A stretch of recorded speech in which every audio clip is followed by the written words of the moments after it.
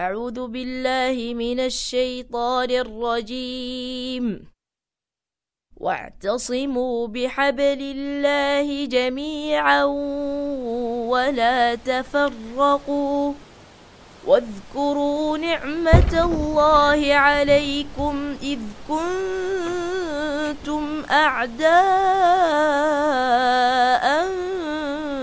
فألف بين قلوبكم فأصبحتم بنعمته إخوانا وكنتم على شفا حفرة من النار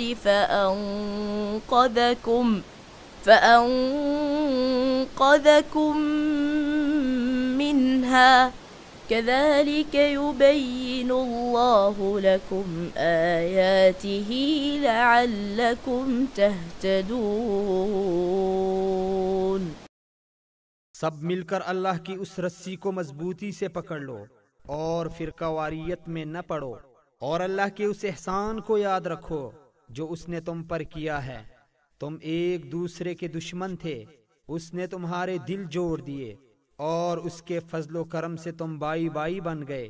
तुम आग से भरे हुए एक गड्ढे के किनारे खड़े थे, अल्लाह ने तुमको इससे बचा लिया। इस तरह अल्लाह अपनी निशानियां तुम्हारे सामने रोशन करता है, शायद कि इन अलामतों से तुम्हें अपनी फलाह का सीधा रास्ता नजर आ जाए।